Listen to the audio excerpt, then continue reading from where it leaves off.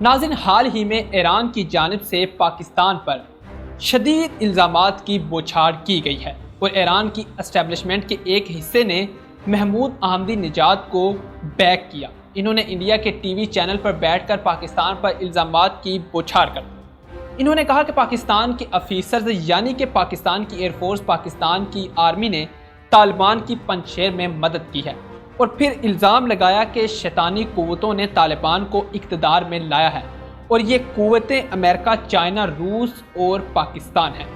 پھر انہوں نے کہا کہ پاکستان کو اس کے بڑے بھیانک نتائج بھگتنا پڑیں گے۔ طالبان کو اقتدار میں لانے کے نتائج سب سے پہلے ایران کو بھگتنا پڑیں گے، پھر اس کے بعد انڈیا کو بھگتنا پڑیں گے اور الٹیمیٹلی پاکستان بھگتے گا۔ یعنی کلیئرلی انہوں نے کہا کہ طالبان ایران کے لیے خطرہ ہے۔ ناظرین، اصل میں ایران کو طالبان پر غصہ کیوں ہے؟ کیونکہ طالبان کے احمد شاہ مسعود کے ان سب کے ساتھ بڑے اچھے تعلقات ہیں۔ وہاں پر اچھا خاصا ایک ایرانی اثر و رسوخ چلتا ہے اور بہت سارے معاملات میں وہ چاہ رہے تھے کہ پنجشیر کے اندر معاملات طے ہو جائیں، لڑائی جھگڑے نہ ہوں، لیکن طالبان نے ایران کی بات نہ مانی اور اس لیے ایران کو لگتا ہے کہ طالبان نے پاکستان کے کہنے پر ہماری کوئی بات نہیں مانی۔ یہی وجہ ہے کہ ایرانی میڈیا پاکستان کے خلاف الزامات کی بوچھاڑ کر رہا ہے۔ اس کے علاوہ ایک وجہ اور بھی ہے کہ وہ یہ ہے کہ کچھ عرصہ پہلے ایران کا ایک وفد افغانستان میں گیا تھا، جہاں انہوں نے ملا برادران سے ملاقات کی تھی اور کہا کہ آپ نے ایران کے مکتبہ فکر سے تعلقات رکھنے والے لوگوں کا بھرپور خیال رکھنا ہے، اور آپ نے دیکھا کہ محرم کے اندر انہوں نے اچھا خاصا خیال بھی رکھا تھا۔ لیکن اس کے بعد ایران نے یہ مطالبہ کیا کہ طالبان ہر کسی کو حکومت میں لے کر آئیں گے۔ مثال کے طور پر حامد کرزئی کو بھی حکومت میں شامل کریں گے، عبداللہ کو بھی حکومت میں شامل کریں گے۔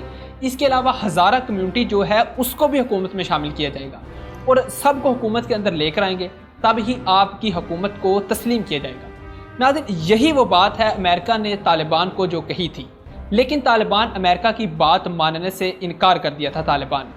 اب طالبان نے ایران کی بات ماننے سے بھی انکار کر دیا ہے۔ اس کے بعد طالبان نے دنیا بھر کو یہ پیغام دیا کہ ہم سب لوگ حکومت میں شامل نہیں کریں گے، سب لوگوں کو نہیں کریں گے شامل۔ جس نے ہماری حکومت تسلیم کرنی ہے کرے، جس نے نہیں کرنی نہ کرے۔ ہم سب کو ساتھ ملا کر چلنا چاہتے ہیں۔ ہم اقتدار میں جن لوگوں کا لے کر آئیں گے یہ امریکہ کے شدید خلاف ہیں اور اسلام کے لیے اپنی جان تک دینے کو تیار ہیں۔ اور اس کے بعد انہوں نے کہا کہ صوبائی سطح پر ہم لوکل نمائندوں کو حکومت میں شامل کریں گے۔ اس لیے ایران نے اس وقت طالبان کی حکومت کو تسلیم کرنے سے انکار کیا ہے۔ یہ سب سے بڑی وجہ ہے امریکہ نے جو طالبان کو تسلیم نہیں کیا، اور اسی لیے یہ وارننگ جاری کی گئی ہے۔ ناظرین، چائنا بھی اب اس معاملے میں کود پڑا ہے اور چائنا نے ایران کو وارننگ جاری کی ہے کہ چائنا کو افغانستان کی نئی حکومت پر قطعاً کوئی اعتراض نہیں ہے، چاہے وہ سراج الدین حقانی، چاہے وہ ملا یعقوب ہو یا کوئی اور ملا برادر ہو۔ چائنا کو کسی پر کوئی اعتراض نہیں، کیونکہ افغان طالبان نے چائنا کو گارنٹی دی ہے کہ ہم آپ کے خلاف کچھ استعمال نہیں ہونے دیں گے، یعنی کہ اپنی جو سرزمین ہے افغانستان وہ چائنا یا کسی دوسرے ہمسایہ ملک کے خلاف استعمال نہیں ہوگی۔ اور چائنا ایک ایسا ملک ہے جس کی وجہ سے پوری دنیا کے اندر طالبان کو تسلیم کیا جا سکتا ہے۔ جو مہرہ ہوگا افغانستان طالبان کو تسلیم کرنے کا وہ چائنا ثابت ہو سکتا ہے۔ اب چائنا نے ایران کے ساتھ بیک ڈور چینل پر ظاہر سی بات ہے غصے کا بھی اظہار کیا ہے، کیونکہ خطے کے اندر آپ جب اس طرح کے بیانات دیتے ہیں تو یہی سمجھا جاتا ہے کہ آپ انڈیا کی زبان بول رہے ہیں، کیونکہ اس پورے خطے میں ایک انڈیا ہی ایسا ملک ہے، یا پھر ایران تھوڑا سا آپ کہہ سکتے ہیں جو افغان طالبان کی حکومت کو تسلیم نہیں کرنا چاہتا۔ تو ظاہر سی بات ہے کہ چائنا کے مفادات کو ٹھیس پہنچتی ہے، اس لیے چائنا نے ایران کو تنبیہ کی ہے کہ آپ اس طرح کے بیانات نہ دیں۔ ایران بلا وجہ اس پورے کھیل میں معاملات خراب کر رہا ہے، کیونکہ طالبان کی نئی حکومت کو چائنا تسلیم کرنے جا رہا ہے، اور ظاہر سی بات ہے اس وقت ایران کو بھی چائنا کی انویسٹمنٹ کی ضرورت ہے، کیونکہ اب افغانستان میں ہر چیز ختم ہو چکی ہے قسم کی۔ اب نئے سرے سے ہر چیز تعمیر کرنے کے لیے ان کو پیسے کی ضرورت ہے، ان کو فنڈز کی ضرورت ہے، اور وہ چائنا دے گا۔ اور چائنا یہ بھی نہیں چاہتا کہ ایران کی طالبان کے ساتھ یا پھر پاکستان کے ساتھ کوئی لڑائی ہو، بلکہ چائنا چاہتا ہے کہ ہم اس خطے میں ایک بلاک کی شکل میں رہیں اور آگے بڑھیں، تاکہ جو ان کے دشمن ہیں وہ ان سے خائف رہیں، تاکہ انڈیا اور امریکہ کو سبق سکھایا جا سکے۔ ناظرین، روس نے بھی چائنا کو پیغام دیا ہے کہ چائنا طالبان کی حکومت کو تسلیم کرنے میں جلد بازی نہ کرے۔ ناظرین، روس کی جانب سے اس طرح کا رد عمل آنا ہی تھا، کیونکہ جو لوگ اس وقت افغانستان کے اندر اقتدار میں آئے ہیں یہ وہی لوگ ہیں جنہوں نے روس کو توڑا تھا۔ यानी कि सोवियत यूनियन के टुकड़े टुकड़े किए थे, और पाकिस्तान भी यही कहा जाता है कि सोवियत यूनियन के टुकड़े करने में शामिल था। लेकिन अब रूस किसी और तरह से सोचता है।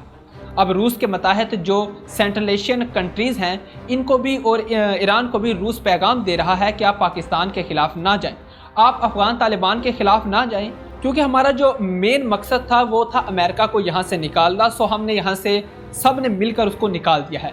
अब हम चाहते हैं कि और सोच समझकर अपना मौक़िफ़ देकर तालिबान की हुकूमत को तस्लीम करना चाहते हैं।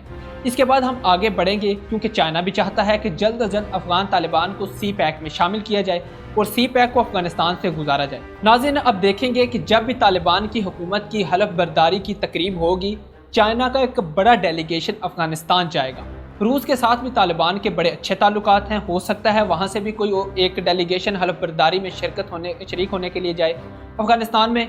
नाज़रीन, रूस का एक और प्लान ये भी है कि सेंट्रल एशियन की दोबारा कुछ कंट्रीज़ जो सोवियत यूनियन के टूटने के बाद रूस से अलहदा हो गई थी, अब मौका है कि इनको अपने साथ शामिल किया जाए। रूस इसलिए भी तालिबान की हुकूमत को तस्लीम करेगा। दूसरी वजह यह भी है कि रूस इस वक्त पाकिस्तान और चाइना का इत्तेहादी है, क्योंकि रूस ने इंडिया को छोड़ा है, उसके बाद पाकिस्तान और चाइना का रूस सबसे बड़ा इत्तेहादी है। जब चाइना और पाकिस्तान ने तालिबान को तस्लीम कर लेंगे तो रूस भी ज़ाहिर सी बात है तस्लीम करना पड़ेगा उसको भी। लेकिन ईरान का रिएक्शन बिला वजह है, और ईरान के रिएक्शन से फ़ायदा सिर्फ होगा तो इंडिया को होगा।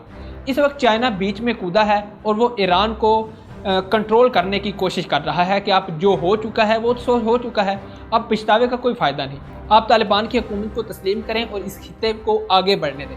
अब देखना यह है कि आने वाले वक्त में जब तालिबान की हुकूमत कानूनी तौर पर बन जाएगी और तकरीबे हलफ बर्दारी हो जाती है, तो दुनिया समेत ईरान का इस पर क्या रिएक्शन आता है। ईरान तालिबान को तस्लीम करता है या